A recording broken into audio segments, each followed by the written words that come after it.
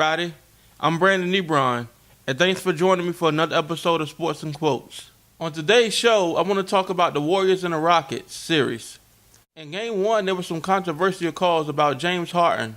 Was it a foul or was it a flop? Now, James Harden, he gets a lot of calls in his favor. He leads the league in free throw attempts this season with 858. Whether he's driving to the lane or whether it's a step back three. Harden shoots a lot of threes. And this season alone, he's attempted 1,028 three-pointers, with only 378 made, shooting for 36%. Now, he's perfected the step-back three-point, and you can see he's starting to change the game because a couple of other players are inserting it into their game. But James Harden hasn't mastered. And as far as the rule states, you have to give the shooter some room to land. But a lot of times he's going to kick his feet out and fall backwards just so he can get the call. And I seen a tweet from Max Kellerman stating, Harden too busy looking for the refs to bail him out. He got to look to hit the shot. Now after Game 1, despite the call or the no call, you got to come into Game 2 focused with your head on right. I mean, you're going against the two-time champs, looking to a three-peat. And if you want to prevent that, you should come into Game 2 focused, ready to play. Harden has to knock down shots for the Rockets to win. No ifs, ands, or buts. He has to knock down shots. You can't complain and look at the refs. Coming into Game 2, the refs were put on notice, and they did make calls. Earlier in the game, Draymond Green fouled James Harden and hit him in the eye. But despite the eye injury, James Harden still scored 29 points. And later on, the ref called the double technical on Draymond Green and Nene, which was later retracted, which would have gave Draymond Green his fourth technical foul. Now, in the NBA playoffs, you only allowed 7 technicals before a suspension. So after they retracted it, they only gave them 3 technical fouls.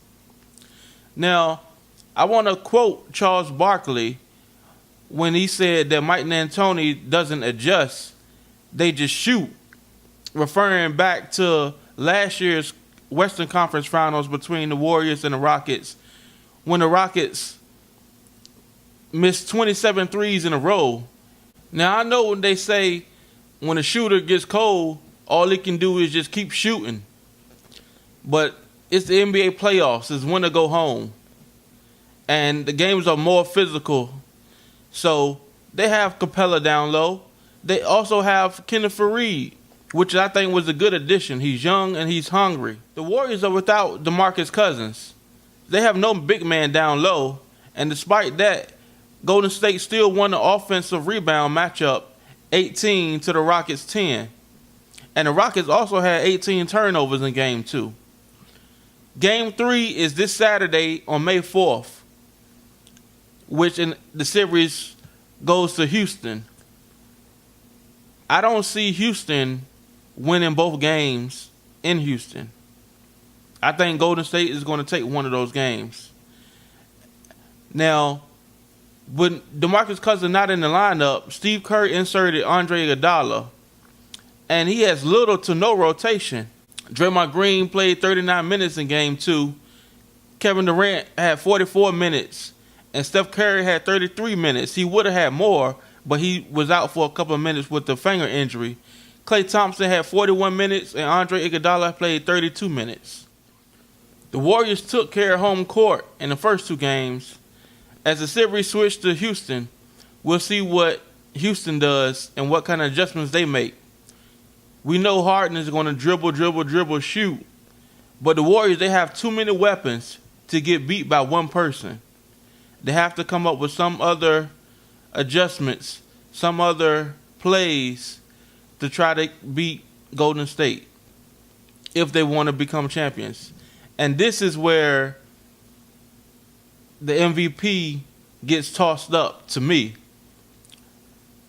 I don't think Harden is deserving of it because he melts down in big games when it's needed the most. And he let his team down too many times. So we'll see what happens.